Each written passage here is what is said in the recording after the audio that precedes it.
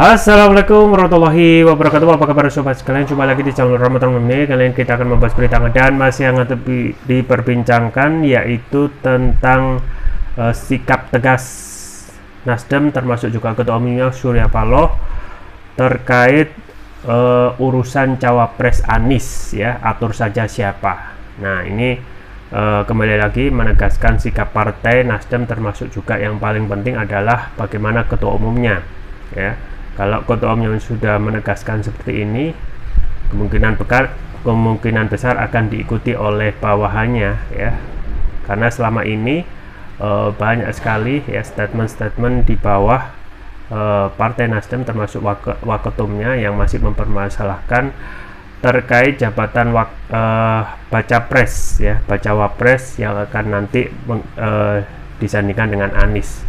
Dengan adanya sikap tegas seperti ini, ya, berarti sekarang tinggal Anies bagaimana untuk segera menentukan atau, ya, merupakan hak prerogatif Anies supaya tidak terjadi polemik lagi. Ini sesuai dilansir oleh cnnindonesia.com dalam langsung saja kita baca dan kita ulas. Jakarta, CNN Indonesia. Ketua Umum Partai Nasdem Surya Paloh menegaskan sosok calon wakil presiden cawapres yang akan diusung Koalisi Perubahan sepenuhnya jadi keputusan Anies Baswedan sebagai calon presiden.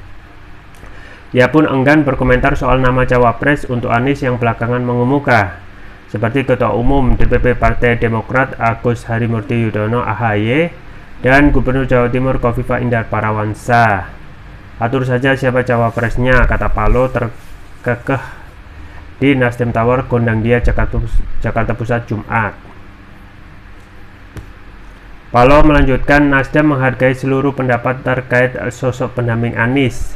Menurutnya semua pendapat yang disampaikan kader parpol hingga masyarakat akan ditampung. Ia pun mengatakan anggapan bahwa Anies AHY lebih menguntungkan dibandingkan Anies Khofifah merupakan pendapat subjektif yang akan didiskusikan bersama parpol koalisi. Kita tanggapi baik-baik saja, itu kan subjektivitas. Objektivitas yang ada di dalam kawan-kawan. Barangkali mungkin satu orang yang bicara atau itu merupakan keputusan yang kolektif, kan kita tidak tahu, ujarnya.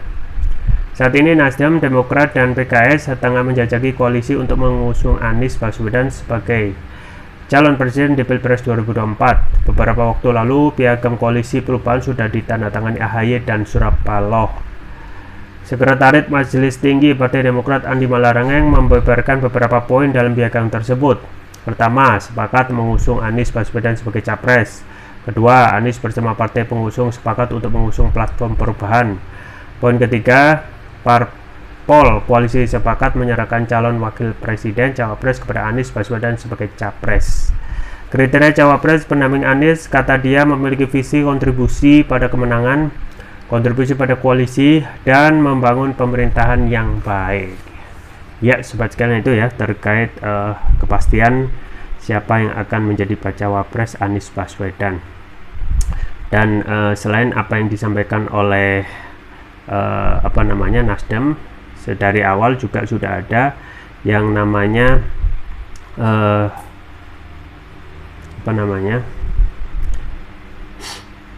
piagam, ya, piagam Koalisi Perubahan yang sudah ditangani AHY dan Surya Paloh, ya. Dan ini penting untuk memberikan kejelasan terkait siapa yang akan bagaimana, ya, gerak dari Koalisi Perubahan, termasuk di dalamnya yang paling krusial, ya, yang beberapa waktu yang lalu masih tarik menarik dan sekarang sudah ada ketegasan, yaitu seputar siapa yang akan menjadi bacawapres Anies Baswedan. Nah, kalau kita melihat poin demi poin, ini menegaskan, gitu ya, posisi Koalisi Perubahan yang sudah dalam tanda kutip siap untuk berlaga di kontestasi Pilpres. Dan apa yang diusung juga ditegaskan, ya, Anies bersama partai pengusung sepakat untuk mengusung platform perubahan. Nah, yang penting, ya, dalam hal ini perubahan yang dimaksud adalah benar-benar membawa perubahan ke arah yang menjadi lebih baik, ya, bukan berubah tetapi kondisinya sama saja. Dan yang poin ketiga dalam piagam ya, piagam koalisi perubahan ya, menyampaikan bahwasanya calon wakil presiden menyerahkan ya calon baca pres bakal calon presiden itu kepada Anies Baswedan.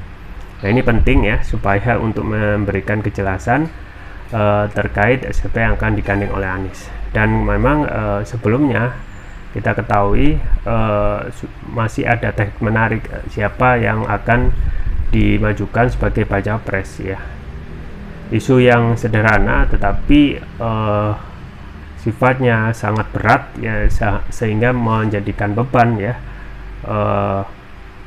koalisi perubahan itu tidak segera dideklarasikan.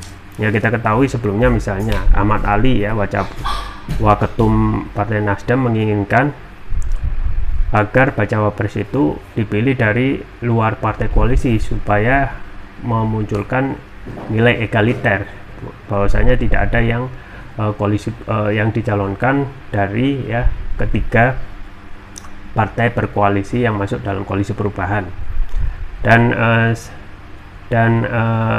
beberapa waktu saat ini sudah ada ketegasan ya, selain ada piagam dari koalisi perubahan, Surya Paloh juga menegaskan sikap Nasdem ya, yang tentu saja pasti akan mendukung piagam koalisi perubahan tersebut, dan juga posisi politik ya untuk ya benar-benar menyerahkan keputusan siapa yang akan dijadikan bacawa pres oleh Anies. Nah otomatis setelah ada statement yang tegas seperti ini ya, pasti akan menggerakkan gitu ya, menegaskan orang-orang di bawah ketua umum ya, yang saat ini masih berselisih ya, sampai menimbulkan polemik hingga koalisi perubahan itu ya masih pikir-pikir untuk segera dideklarasikan. Nah memang untuk bacawa pres ya, meskipun kita ketahui posisinya kurang begitu bisa memberikan pengaruh kalau kita melihat posisi cawapres ya, tetapi ketika ya presiden itu berhalangan ya, posisi cawapres itu ya akan bisa naik sebagai capres gitu ya.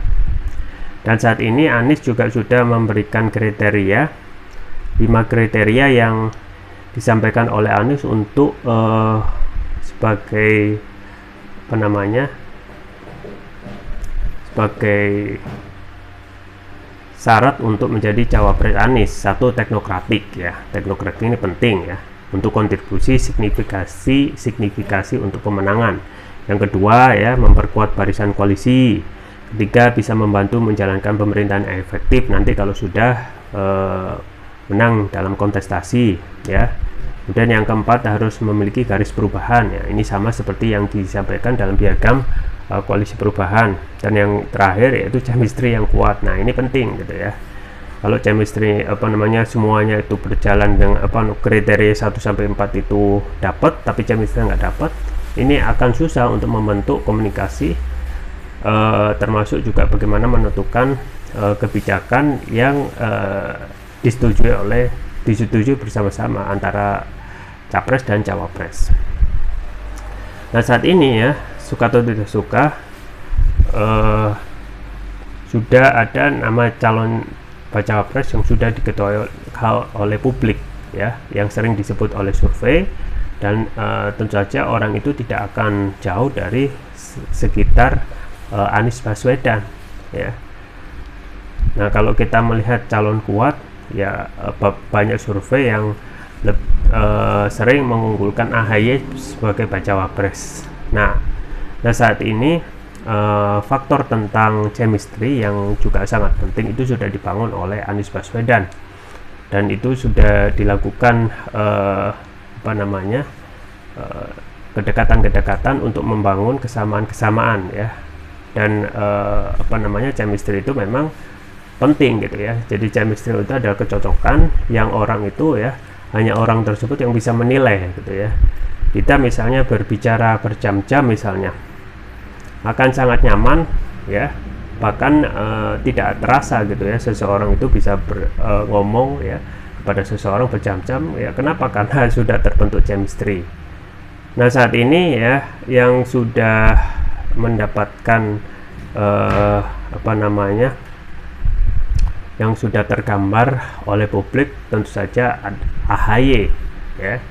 AHY dengan elektabilitas yang mumpuni ya, dan memang saat ini ya kalau kita melihat kapasitasnya ataupun pengalaman dalam memimpin memang belum ya, karena terakhir pada saat kontestasi Pilkada DKI Jakarta sempat berkontestasi tetapi kalah gitu ya. Tetapi that's fine gitu ya. Dan kita ketahui hingga saat ini untuk calon-calon nama yang seputar siapa yang akan dicalonkan oleh Anies ya tidak banyak gitu ya, tidak banyak. Misalkan calon di luar yang sering dekat dengan Anies yaitu misalnya Khofifah ya. Khofifah ini ya sayangnya posisinya masih di Jawa Timur gitu ya, dan suka atau tidak suka ya Anies itu belum sama sekali bertemu Khofifah ya, khususnya dalam persiapan kontestasi Pilpres ini. Nah, otomatis dengan sisa waktu yang demikian pendek, dengan kesibukannya masing-masing ya, kita ketahui Anies sudah sedari awal setelah dideklarasikan oleh Nasdem itu sudah bermanuver bersafari politik hampir ya di banyak wilayah di Indonesia gitu ya, dan antusiasme penerimaan Anies terhadap para pendukung Anies sangat luar biasa. Nah, terakhir ya kita ketahui kesibukan Anies ya setelah selesai masa jabatan sebagai Gubernur DKI Jakarta justru tidak malah surut ya, malah tambah sibuk ya. Bayangkan, yang awalnya orang-orang itu melihat ataupun menilai ketika Anies itu sudah selesai ya masa jabatannya sebagai gubernur akan menjadi pengangguran politik, kita lihat sendiri justru sekarang malah sibuk ya, sibuk untuk melakukan safari politik ya, pun sibuk untuk diundang sebagai tamu ya, khususnya yang paling dahsyat itu ya sampai diundang ke ke perguruan tinggi tertua yaitu Oxford ya, dan terakhir ya juga diundang sebagai tamu di Australia untuk berbicara tentang kinerjanya ketika masih di sebagai Gubernur DKI Jakarta, dan sempat diwawancarai oleh ABC News, dan di situ ya sekali lagi ya menggambarkan bagaimana kapasitas Anies yang juga tidak hanya jago di dalam negeri dalam hal untuk menggait para pendukungnya agar lebih kenal lagi ya dengan sosialisasi dan safari politiknya, tetapi di luar negeri ya juga mumpuni ya untuk bisa berbicara banyak. Nah, memang untuk forum internasional bukan hal yang asing buat Anies ya. Kita ketahui ya sekitar Anies sudah malang melintang di dunia internasional ya. Bahkan backgroundnya S2 S3 itu dihabiskan di Amerika, S3-nya ngambil politik, dan forum-forum internasional itu sudah menjadi makanan Anies. Jadi wajar jika kalau kita sering ya Anies itu diundang di lingkungan internasional, di forum internasional lebih banyak daripada baca pres yang lain ya. Memang ini tidak boleh dibanding-bandingkan ya, ojo dibandingke, tetapi one thing for sure gitu ya, ini adalah suatu kelebihan dari Anies yang akan menjadi modal untuk menjadi kemudahan dalam melakukan komunikasi dalam geopolitik ya. Nah, untuk kedepannya ya sudah ada sedikit demi sedikit gambaran yang pasti tentang posisi Anies ya.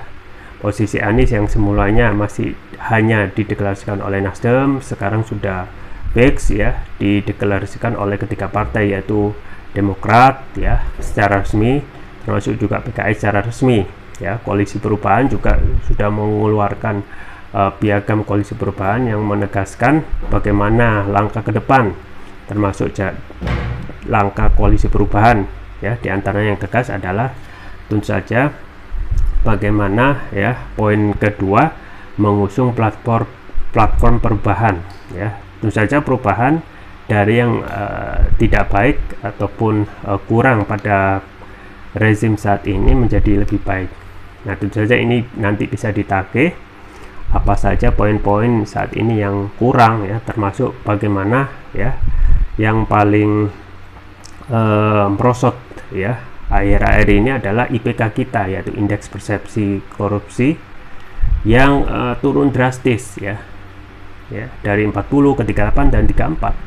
Dan dengan turunnya IPK kita itu terasa biasa-biasa saja gitu ya. Harusnya kita malu ya. Semakin kita terjun bebas, artinya kita akan sudah one step ya masuk ke jurang ya negara terkorup gitu ya.